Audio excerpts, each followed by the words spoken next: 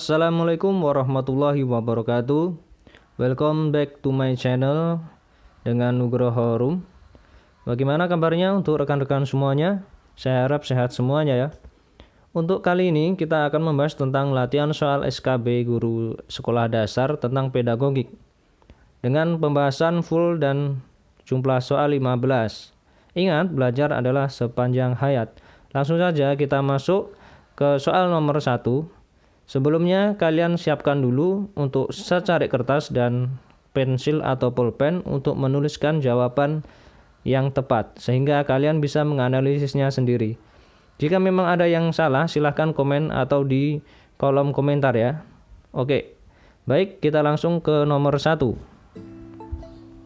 Kemampuan bahasa anak mulai berkembang, pemikiran masih statis, belum dapat berpikir abstrak, dan kemampuan persepsi waktu dan ruang masih terbatas, merupakan perkembangan anak pada tahap A. Tahap operasional konkret, B. Tahap operasional, C. Tahap sensor motorik, D. Tahap konkret, E. Tahap operasional.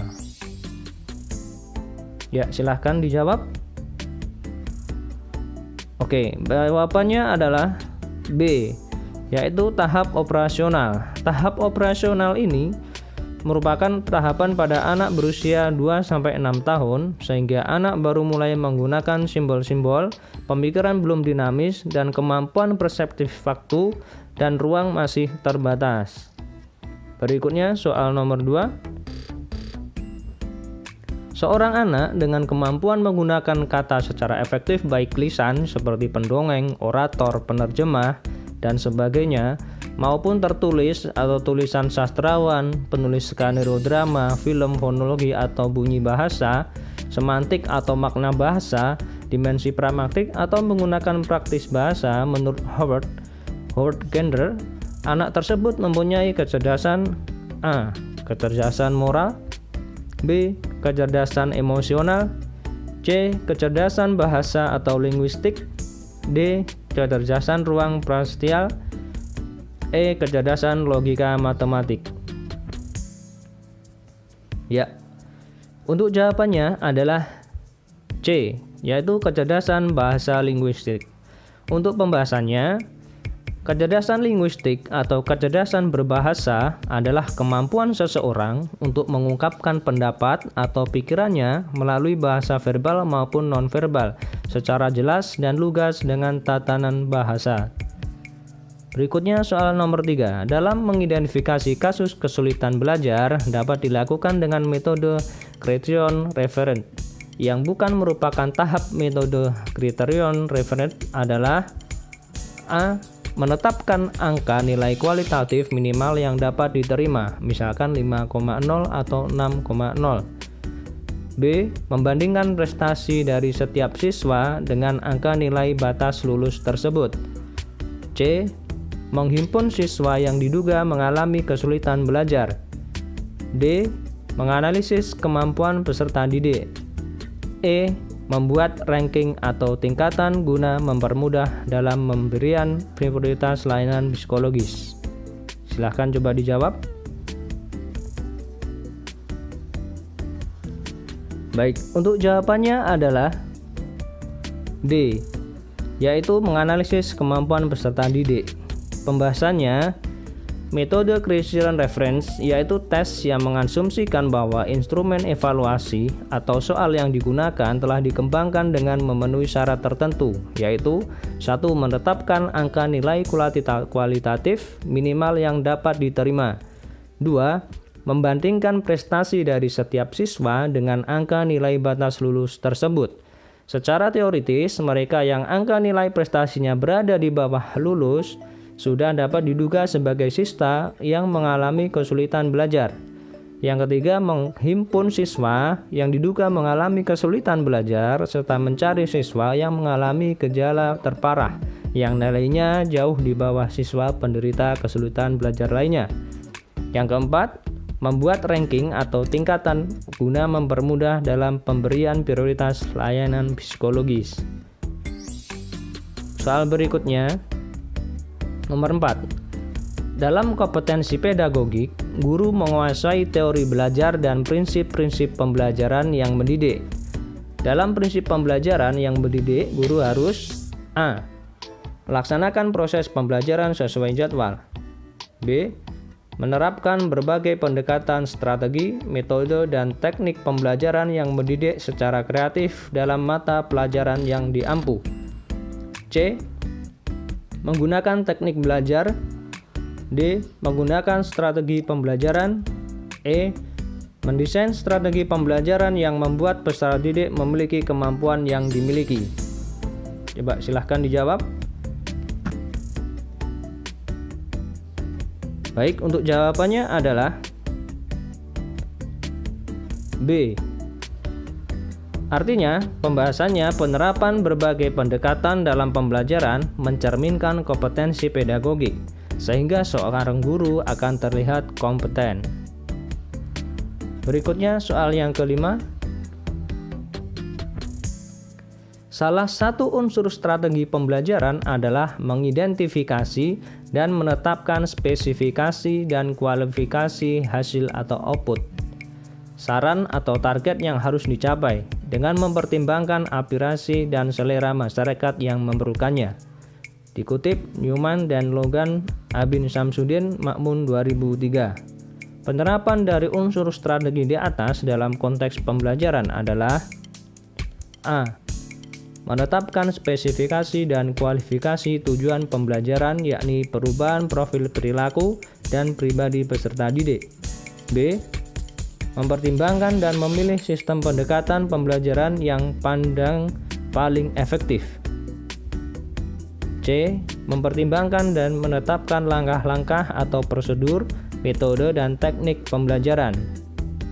D.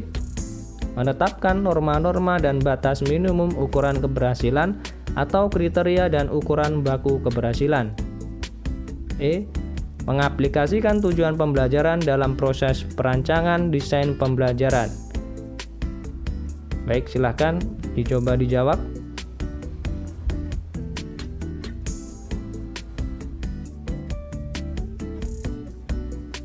Baik, untuk jawabannya adalah A, yaitu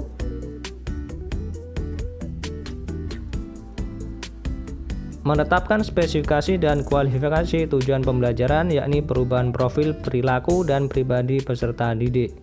Untuk pembahasannya, sebelum melaksanakan proses pembelajaran, pangkal awal adalah dengan menetapkan spesifikasi dan kualifikasi tujuan pembelajaran dengan memperhatikan perubahan profil perilaku dan pribadi peserta didik secara berkelanjutan.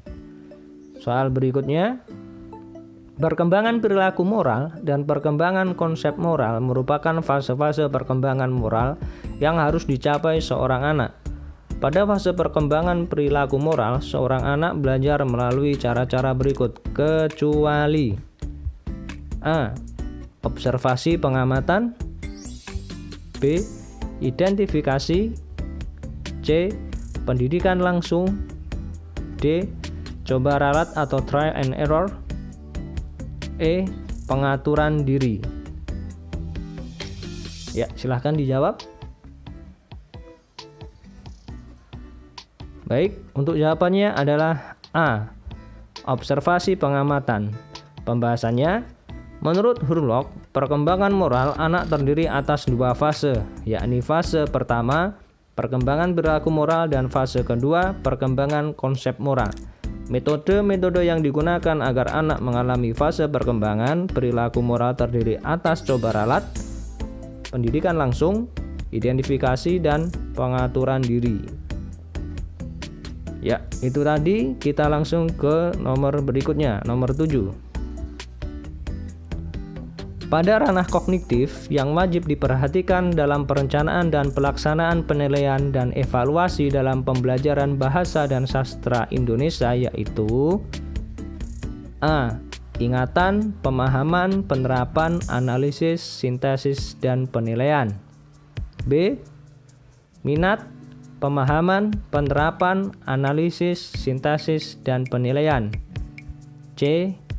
Ingatan, kemauan, penerapan, analisis, sintesis, penilaian. D. Ingatan, pemahaman, kemauan, analisis, sintetis, penilaian. E. Minat, ingatan, sintetis, kemauan, kognitif, pemahaman. Silahkan coba dijawab.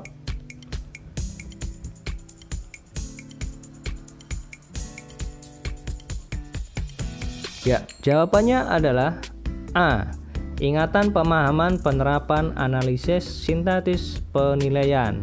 Untuk pembahasannya, pada ranah kognitif yang harus diperhatikan dalam perencanaan dan pelaksanaan dan evaluasi dalam pembelajaran bahasa dan sastra Indonesia meliputi faktor ingatan, pemahaman, penerapan, analisis, sintetis, dan penilaian. Berikutnya kita ke soal nomor 8. Proses belajar sangat diperlukan aktivitas membaca. Berikut ini yang termasuk dalam tujuan membaca menurut River and Temperley 1978 kecuali A. Memperoleh informasi untuk suatu tujuan atau merasa penasaran tentang suatu topik. B. Memperoleh berbagai petunjuk tentang cara melaksanakan suatu tugas bagi pekerjaan atau kehidupan sehari-hari. Misal, mengetahui cara kerja alat rumah tangga. C. Berakting dalam sebuah panggung drama, bermain game, dan menyelesaikan teka-teki. D. Mengekspresikan secara lisan ide dan gagasan. E. Mengetahui kapan dan di mana sesuatu akan terjadi atau apa yang tersedia. Ya. Jawabannya adalah D. Mengekspresikan secara lisan ide dan gagasan. Pembahasannya, tujuan membaca menurut River dan Temperley 1978 adalah A. Memperoleh informasi untuk suatu tujuan atau merasa penasaran tentang suatu topik. B. Memperoleh berbagai petunjuk tentang cara melakukan suatu tugas bagi pekerjaan atau kehidupan sehari-hari, misal mengetahui cara kerja alat rumah tangga. C. Berakting dalam sebuah panggung drama, bermain game, dan menyelesaikan teka-teki. D. Berhubungan dengan teman-teman dengan surat menyurat. E. Mengetahui kapan dan di mana sesuai akan terjadi atau apa yang tersedia. F. Mengetahui apa saja yang tersedia, terjadi, atau yang sedang terjadi, atau yang telah terjadi. G. Memperoleh kesenangan atau hiburan. Soal berikutnya, nomor 9. Pada proses pembelajaran matematika, khususnya ketika guru mengaitkan materi pelajaran dengan kebutuhan hidup sehari-hari, maka guru telah berupaya agar pembelajaran memungkinkan bagi guru untuk mengidentifikasi minat siswa terhadap A. Kesehatan, B. Status, C. Penampilan, D. Pekerjaan, E. Kekuatan. Silahkan coba dijawab. Ya, jawaban yang tepat adalah D. Pekerjaan. Pembahasannya, dalam proses pembelajaran mata pelajaran matematika, khususnya ketika guru mengaitkan konsep atau kegunaan matematika dalam kehidupan sehari-hari, memungkinkan guru untuk mengidentifikasi minat-minat siswa terhadap pekerjaan di masa mendatang. Berikutnya soal nomor 10. Seorang guru kelas mencoba membelajarkan bahan ajar dengan menggunakan teks disertai suara narasi kepada peserta didiknya. Setelah dilakukan evaluasi pembelajaran, ternyata hampir 75% peserta didik lebih memahami apa yang disampaikan. Dari hal tersebut, gaya belajar apa yang cocok untuk peserta didik? A. Gaya belajar kinestetik. B. Gaya belajar visual. C. Gaya belajar auditori. D. Gaya belajar analitik. E. Gaya belajar global. Ya, silahkan coba dijawab. Jawabannya adalah C. Pembahasannya adalah Orang dengan gaya belajar auditori memiliki indera pendengaran yang lebih baik dan lebih terfokus. Orang dengan gaya belajar ini mampu memahami sesuatu lebih baik dengan cara mendengarkan. Hal ini berkaitan dengan proses menghafal, membaca, atau soal cerita. Berikutnya, soal nomor 11. Kesepakatan bersama untuk menanamkan sesuatu yang merupakan alat intelektual yang membuat kegiatan berpikir dan memecahkan masalah disebut sebagai A. Analitik, B. Perjanjian, C. Konsep, D. Pemahaman, E. Penganalogian. Ya, bagaimana jawabannya? Jawabannya adalah C. Konsep. Pembahasannya, kesepakatan secara bersama untuk menanamkan sesuatu dan sebagai alat intelektual yang membantu kegiatan berpikir dan memecahkan masalah disebut sebagai konsep. Berikutnya soal nomor 2. Soal nomor 12 ya. Penilaian hasil belajar hendaknya menjadi bagian integral dari proses pembelajaran. Artinya adalah A. Setiap guru melaksanakan proses pembelajaran dan diperoleh melaksanakan penilaian. B. Setiap guru melaksanakan proses pembelajaran dan wajib melakukan penilaian. C. Setiap guru wajib melaksanakan proses pembelajaran. D. Penilaian hendaknya tergantung pada kemampuan siswa. E. Penilaian harus dilakukan pada mata pelajaran yang utama. Silahkan coba dijawab. Baik, jawabannya adalah B. Untuk pembahasannya, penilaian hasil belajar hendaknya menjadi bagian integral dari proses pembelajaran. Artinya adalah setiap guru melaksanakan proses pembelajaran dan wajib melakukan penilaian. Ya, bagaimana? Kita ke soal nomor 13. Berikut ini yang bukan termasuk aspek dalam langkah-langkah prosedur penilaian dan evaluasi proses serta penilaian hasil belajar secara terpadu adalah A. Aspek kognitif, B. Aspek afektif, C. Aspek psikomotor siswa, D. Aspek efektif, E. Aspek kemampuan rasional. Ya, sudah ketemu jawabannya? Baik, untuk jawabannya adalah D. Aspek efektif. Untuk pembahasannya, prosedur penilaian dan evaluasi proses dan hasil belajar meliputi langkah-langkah penilaian secara terpadu yang mencakup kognitif, afektif, dan psikomotorik siswa. Kemampuan rasional termasuk dalam aspek kognitif.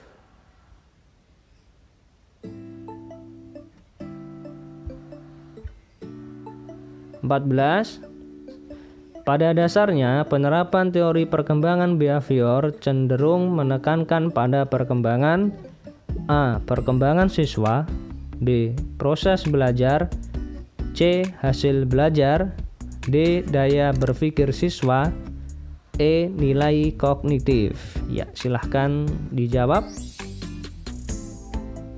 Untuk jawaban yang tepat adalah A, yaitu perkembangan siswa. Pembahasannya, behavior adalah sikap atau tingkah laku kita sehari-hari. Kadang-kadang sikap ini dibentuk oleh latar belakang keluarga, pendidikan, media yang kita konsumsi. Namun, behavior juga merupakan ekspresi dari karakter seseorang. Berikutnya soal nomor 15. Perkembangan kognitif anak merupakan salah satu aspek yang cukup penting dalam perkembangan peserta didik.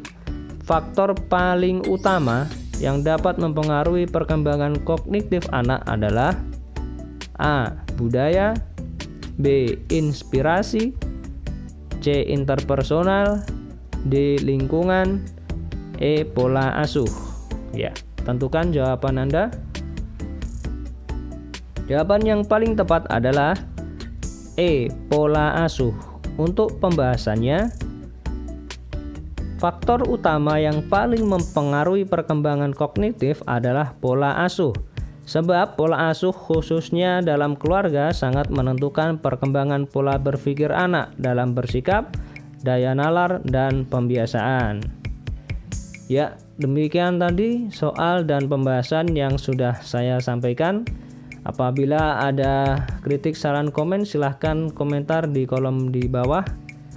Untuk itu saya berharap untuk rekan-rekan jangan lupa like, subscribe, komen ya, agar saya tetap semangat untuk membuat konten-konten pembelajaran yang lebih baik lagi. Terima kasih atas dukungan dan waktunya. Saya sampaikan wassalamualaikum warahmatullahi wabarakatuh.